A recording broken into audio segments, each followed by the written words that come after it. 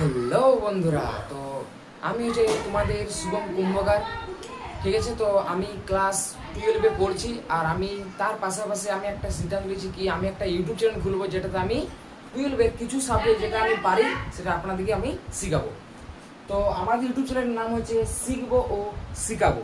নিজেও শিখবো এবং তোমাদেরকে আমরা শিখাবো। যতটুকু আমি পারি ততটুকু আপনাদেরকে শিখাবো। তো আজ আমরা যেটা পড়াবো সাবজেক্ট, সেটার নাম হচ্ছে বাংলা। বন্ধুরা, আমাদের যে কবিতা আছে, আমাদের যে কবিতা আমরা যেটা আজকে পড়াবো, সেই কবির নাম হচ্ছে ধর্ম। ঠিক আছে, সেই কবির নাম হচ্ছে ধর্ম এবং সেটা লিখেছে, সেটা যে লিখেছে তার নাম হচ্ছে শ্রীজাত। কবিদের যে লিখেছে তার নাম হচ্ছে শ্রীজাত। তো কবিতাটা যে আমরা শুরু করবো তার আগে কবিতাটার একটু ব্যাকগ্রাউন্ড আমাদের জানতে হবে, কি হয়েছে না হয়েছে, কখন প্রকাশিত হয়েছে, কত সালে প্রকাশিত হয়েছে, কোন কাব্যের গ্রন্থের অন্তর্গত, কিছু কিছু আমাদের জিনিসগুলো জানতে হবে। তো সেটা আমরা জেনে নিব। তো এই যে ধর্ম কবিতাটি যে লিখেছে শ্রীজাত, এই যে ধর্ম কবিতাটি বলছে অন্ধকার লেখা বুঝছে। কোথায়? অন্ধকার অন্ধকার লেখা বুঝছে কাব্যগ্রন্থে থেকে এটি নেওয়া হয়েছে।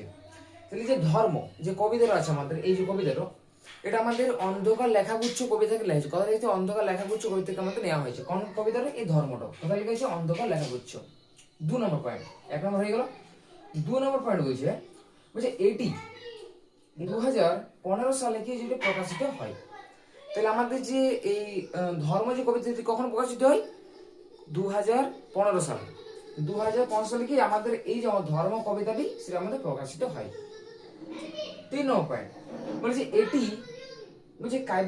এটি কাব্যগ্রন্থের 14 নম্বর একটি কবিতা। তাহলে এটি কত? 14 নম্বর একটি কবিতা। কতর মধ্যে? 50। মানে যে শ্রীজাত তার যে মোট যে কবিতা যে কাব্যগ্রন্থ, তার 50টা কাব্যগ্রন্থ টোটাল, তার মধ্যে এটা হচ্ছে 14 নম্বর কবিতা। ঠিক, টোটাল কাব্যগ্রন্থ 50টা, তার মধ্যে 14 নম্বর কবিতা। 14 নম্বর, ঠিক। 4 নম্বর পয়েন্ট, এটি একটি সনেট বা চতুর্দশপদী কবিতা। এবার তোমরা বলবে এই সনেট বা চতুর্দশপদী কবিতা মানে কি? সনেট মানে 14টা লাইনের। ঠিক আছে, সনেট মানে কি? 14টা লাইনের কবিতা। সনেট বা চতুর্দশপদী কবিতা মানে হচ্ছে সেই কবিতার যে লাইনগুলি সেগুলো 14টা থাকবে, তাকে আমরা বলবো সনেট।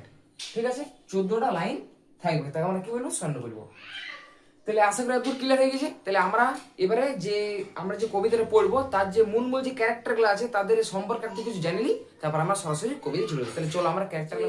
কবিতাটা ধর্ম শ্রীজাত লিখেছে, তারা আমরা প্রত্যেকটা ইনফরমেশন লিখে দিয়েছি প্রত্যেকটা ক্যারেক্টারে। তো তোমাদেরকে আমরা একে একে আমরা বলছি। তো প্রথম যে আমাদের ক্যারেক্টার, তার নাম হচ্ছে আব্দুল করিম খা। তার নাম কি বলে? তার মানে আব্দুল করিম খা। তো ইনি হলেন ভারতের একজন বিখ্যাত কি সঙ্গীত শিল্পী। মানে তিনি খুব সুন্দর কি গান করতেন, সঙ্গীত শিল্পী। তাহলে আব্দুল করিম খা কে ছিলেন? ভারতের একজন বিখ্যাত কি সঙ্গীত শিল্পী ছিলেন আমাদের আব্দুল করিম খা। এটা প্রথম নম্বর হয়ে গেল। দ্বিতীয় নম্বর এসে আইনস্টাইন। আশা করি আইনস্টাইনকে তো আপনারা সবাই চিনবেন ভালো করে। তো আইনস্টাইন হচ্ছে বিশ্ববিখ্যাত, গোটা বিশ্বের বিখ্যাত একটি পদার্থ বিজ্ঞানী। মানে তিনি বিভিন্ন রকমের জিনিস আবিষ্কার করতেন, নতুন নতুন খোঁজ করতেন তিনি। তার জীবনের লক্ষ্য ছিল কি? লক্ষ্যটা কি ছিল? দেখে গেল, লক্ষ্য ছিল কি? অজানাকে জানা। মানে যেটা কেউ কোনোদিন জানেনি, যেটি মানে সম্ভব হলে সেটাকে সম্ভব করা, যেটা কেউ কোনোদিন দেখেনি জানেনি সেটাকে জানা। এটা হচ্ছে কার কাজ? এটা হচ্ছে আইনস্টাইন বা বিজ্ঞানীদের কাজ। তো এই আইনস্টাইন ছিলেন কি বিশ্ববিখ্যাত পদার্থ বিজ্ঞানী ছিলেন তিনি। তার জীবনের লক্ষ্য ছিল কি নতুন নতুন জিনিস আবিষ্কার করা, তার লক্ষ্য ছিল।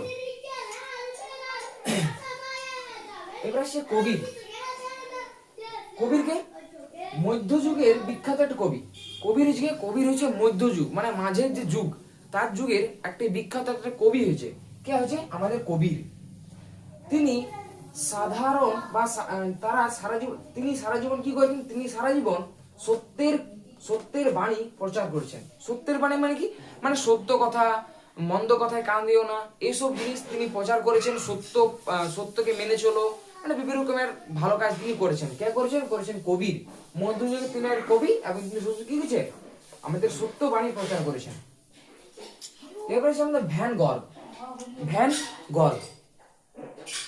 ভ্যান গর কি করেছেন? তিনি হচ্ছেন বিখ্যাত ডাচ চিত্রশিল্পী। মানে তিনি হচ্ছে খুবই সুন্দর চিত্রশিল্পী তিনি। ঠিক আছে, তিনি হচ্ছে চিত্রশিল্পী। তিনি চিত্র আঁকতেন, বিভিন্ন বিভিন্ন চিত্র আঁকতেন এবং সেটাকে দেখাতেন সবাইকে। তাহলে তিনি কি চিত্রশিল্পী ছিলেন। কে ছিলেন? আমাদের ভ্যান গঘ। তিনি প্রায় 2100টি কি শিল্প কর্ম তৈরি করেন। 2100 মানে ভাবছো 2100 কি শিল্পকর্ম মানে কি বিভিন্ন রকমের শিল্প জিনিস, মানে ছবি আরো কিছু অনেক কিছু জিনিস, তাহলে তিনি এটা করেছেন। তারপর তিনি আবেগ ও উন্মাদনা নিয়ে ছবি আঁকতেন। তিনি আবেগ মানে খুব সুন্দর, ঠিক আছে, অনুপ্রাণিত হয়ে খুব একদম মন প্রাণ দিয়ে তিনি কি ছবিতে আঁকতেন, তাই জন্য তার ছবিগুলো খুবই খুবই ভীষণ সুন্দর হতো এবং খুব সুন্দরভাবে কি ফুটে উঠতো। তাহলে এটা হচ্ছে ভ্যান গঘ। এরপরে সে আমার কি গার্সিয়া লোরকা। ইনি হলেন একজন বিখ্যাত স্পেনের একটি সাহিত্যক, মানে তিনি হচ্ছে স্পেনের, কোথায় তার স্পেনের বটে ঘর ওখানে, তো তিনি হচ্ছে স্পেনের কি একটি সাহিত্যিক বটে, সাহিত্যক বটে।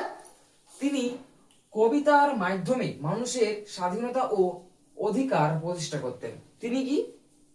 তিনি তার কবিতা মাধ্যমে কি করতেন, যে মানুষের মধ্যে স্বাধীনতা, ঠিক আছে, তিনি মানুষের মধ্যে স্বাধীনতা আর অধিকার, আমার জন্য যার অধিকার পাওয়া উচিত সেটা অধিকারের জন্য তিনি কবিতা লিখতেন এবং সত্যের বয়ান তিনি করতেন। কে করতেন?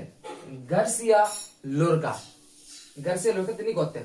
আরেকটা এখানে ক্যারেক্টার আছে যেটা আমি লিখিনি, কারণ এখানে ছোট বোর্ড, তাই জন্য এখানে কুলাইনি, তো সেটা আমি তোমাদেরকে বলে দিচ্ছি।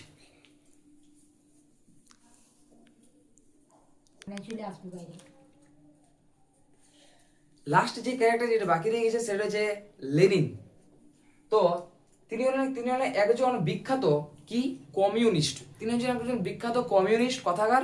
তিনি কমিউনিস্ট পার্টির নেতা ছিলেন তিনি, আর বলশেভিক দলের নেতা ছিলেন। মানে যে লেনিন তিনি বলশেভিক দলের নেতা ছিলেন এবং কমিউনিস্ট পার্টির তিনি নেতা ছিলেন। তাহলে এই নিয়ে আমাদের প্রত্যেকটা ক্যারেক্টার এখানে আছে আমাদের 1টা 2টা 3টা 4টা 5টা, আর যে লেনিন নিয়ে হচ্ছে আমাদের 6টা ক্যারেক্টার। তাহলে 6টা ক্যারেক্টার হচ্ছে মেন। তো 6টা ক্যারেক্টার আমার সব জেনে গেছি, একটু প্লিজ এই জনটা আমি লিখতে এখানে পারিনি, ছোট পড়ে যাবে, তাহলে এটা অল্প নোট করে নেবে। তাহলে সব কিছু তো হয়ে গেল। তাহলে এবার আমরা সরাসরি যাচ্ছি কবিতায়। তো এইবার আমরা শুরু করব কবিতাটা, মূল কবিতার নাম হচ্ছে ধর্ম, লিখেছে শ্রীজাত। তাই কবিতাটা আমরা শুরু করছি। আর যে কবিতার যে টেক্সট সেটা আমি সাইডে এখানে দিয়ে দেবো, এই সাইডে দিয়ে দেবো আমি, ঠিক আছে। তো কবিতাটা হচ্ছে শ্রীজাত যেটা লিখেছে কবিতা বলছে, আব্দুল করিম খাঁর ধর্ম ছিল গান। আমরা যেটা পড়লাম আব্দুল যে করিম খাঁ, তো আব্দুল করিম খাঁ যে আমরা পড়লাম, আব্দুল করিম খাঁর কি ধর্ম ছিল? আব্দুল করিম খাঁর ধর্ম ছিল গান করা। তার প্রধান দায়িত্ব, তার প্রধান একটি অনুভূতি, তার মানে তার একটি অভ্যাস, ঠিক আছে, সেটা ছিল কিছু গান করা। তাহলে আব্দুল করিম খাঁর ধর্ম ছিল কি? আব্দুল করিম খাঁর ধর্ম ছিল গান করা। ঠিক, কমপ্লিট। 2 নম্বর লাইন। আইনস্টাইনের ধর্ম ছিল দিগন্তকে পেরানো। আইনস্টাইন, আমি তো বললাম আইনস্টাইন খুবই একটা বিশ্ববিখ্যাত একজন পদার্থবিজ্ঞানী বা বিজ্ঞানী। তার ধর্ম ছিল কি? তার ধর্ম ছিল দিগন্তকে পেরানো, মানে নতুন নতুন জিনিস আবিষ্কার করা। কার ধর্ম ছিল? ধর্ম ছিল আইনস্টাইনের। তাহলে আইনস্টাইনের ধর্ম ছিল কি? দিগন্তকে পেরানো বা নতুন নতুন জিনিস আবিষ্কার করা। ক্লিয়ার? 3 নম্বর লাইন। কবিরের ধর্ম ছিল সত্যের বয়াম। কবিরের ধর্ম ছিল কি? সত্যের বয়াম, মানে সত্য জিনিসকে প্রচার করা বিভিন্ন ভাবে। সেটি কবিতার মাধ্যমে হতে পারে, সেটি কোনো আর্টিকেলের মাধ্যমে হতে পারে, আর বিভিন্ন কারণে, বা লোকেদের মাধ্যমে বলে বলে এমনি কথার মাধ্যমে, কোনো কুইজ কোনো আরো কিছু ফাংশনের মাধ্যমে সেটি প্রচার করতেন। কি করতেন? সত্যের বয়াম, সত্যকে তিনি প্রচার করতেন। কে করতেন যদি বলি? কবির। তাহলে কবির কি করতেন? সত্যের প্রচার। ঠিক। বাতাসের ধর্ম শুধু কি? না থামা কখনো। তাহলে বাতাসের ধর্ম ছিল কখনো না থামা। বাতাস যদি থেমে যায় তাহলে কি বিপদ আছে। বাতাসের ধর্ম ছিল কখনো না থামা। কি? কখনো না থামা। যদি প্রশ্ন করতে পারে কি কখনো না থামা, এটি কার ধর্ম? এটা হচ্ছে বাতাসের। তাহলে কখনো না থামা এটি ধর্ম কার? এটি ধর্ম হচ্ছে বাতাসের ধর্ম, হচ্ছে কখনো না থামা। ঠিক। তাহলে আমরা প্রথম যে প্যারা সেটা আমাদের পড়া হয়ে গেছে, এটা আমি একটু ভালো করে বলে দিচ্ছি। তাহলে আব্দুল করিম খাঁর ধর্ম ছিল গান করা, মানে তার প্রধান যে ধর্ম সেটা হচ্ছে গান করা। আইনস্টাইন ধর্ম ছিল দিগান্তকে পেরানো, মানে তিনি দিগান্ত পেরে নতুন জিনিস আবিষ্কার করতেন। কবির ধর্ম ছিল সত্যের বয়ান, মানে তিনি সত্য জিনিসকে প্রচার করতেন। কে করতেন? কবির। বাতাস ধর্ম ছিল শুধু না থামা, কখনো না থামা। ঠিক আছে।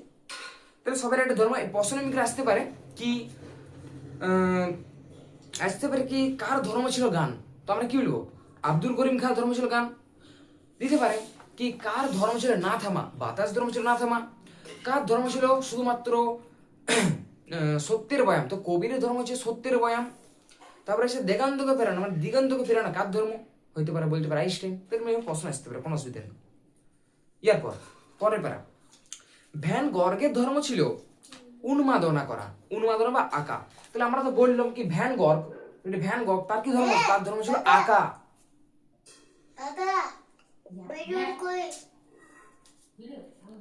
চলছি চুপচাপ তাহলে ভ্যান গর্গের ধর্ম ছিল কি আঁকা। কি আঁকা, ছবি আঁকা। উন্মাদনা মানে হচ্ছে মনোপ্রাণ দিয়ে আঁকা। উন্মাদনা মানে হচ্ছে মনোপ্রাণ দিয়ে আঁকা, আর আঁকা মানে তো ছবি আঁকা। তাহলে আঁকা তিনি আঁকতেন। কে আঁকতেন, ভ্যান গর্গ। তাহলে বলতে পারে কি কে আঁকতেন বা কি আঁকতেন, আর উন্মাদনা নিয়ে কে আঁকতেন হবে ভ্যান গর্গ। গার্সিয়া লোরকা গার্সিয়া লোরকার ধর্ম হচ্ছে কি কবিতার জিত, মানে কবিতার মাধ্যমে তিনি যে মানুষ এবং সামাজিক যে মানুষ আছে তাদেরকে মনটাকে তিনি জয় করে নিতেন, কবিতার মাধ্যমে তিনি জয় করতেন। তাহলে গার্সিয়া লোরকার ধর্ম হচ্ছে কি কবিতার জিত। লেনিনের ধর্ম ছিল নতুন পতাকা। লেনিন, এই যে লেনিন বলছি, এই লেনিনকে আমরা নতুন পতাকা। তাইলে এই যে লেনিনের ধর্ম ছিল কি নতুন পতাকা। আগুনের ধর্ম আজও ভস্যের চরিত্র। তাহলে বলতে পারি কি এখানে যে বলছে কি আগুনের ধর্ম আজও ভস্যের চরিত্র, মানে আগুন একটা এমন জিনিস কি হয় সেটি যে কিছু আগুন, ঠিক আছে, আগুন কি করে যে কোনো জিনিস যে কিছু তাকে কিছু ভস্য করে দেয়। এটা হচ্ছে তার ধর্ম, আগুনের এটাই হচ্ছে তার ধর্ম। কি মানে নিজের ধর্ম নিজে পালন করা, ঠিক আছে। এটা যেমন আগুনের ধর্ম আজও হচ্ছে ভস্যের চরিত, মানে আগুনের ধর্ম হচ্ছে যে কিছু জিনিসপাতি কি ভস্য করে দেবে। তাহলে এটা ধর্ম, তাই জন্য ধর্মকে পালন করছে। তারপর পেরা এত ধর্ম কিন্তু একই গ্রহে থাকে, বলছে এত তো ধর্ম বলছে। কেউ বলছে নতুন জিনিস আবিষ্কার করছে, কেউ আবার ছবি আঁকছে, কাউ ধর্ম ছবি আঁকা, কাউ ধর্ম হচ্ছে গান করা, কাউ ধর্ম বলছে দিগান্তকে পেরানো, আবার কাউ ধর্ম হচ্ছে ভস্য করা। তাহলে এত যে ধর্ম সব বলছে একটাই বলছে পৃথিবীতে আছে, একটাই গ্রহে আছে, এটা বলছে কবি। ওকে সে তাকে আরো বলছে কি জায়গা করে দেয়। তাহলে ওকে সে তাকে আরো জায়গা করে দেয় মানে কি, মানে আমি কথা বলছি এই যে আগুন আছে, যদি হাওয়া বা